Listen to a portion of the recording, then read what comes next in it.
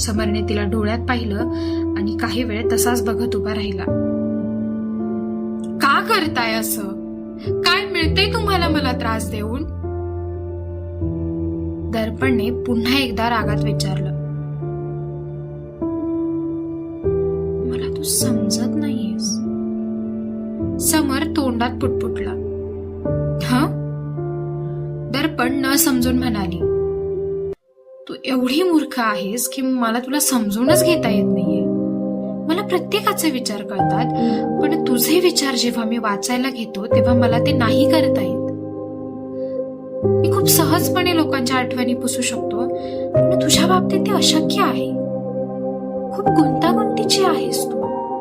का असं?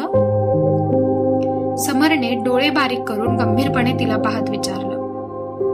काय बोलताय तुम्ही? दर्पण वैतागून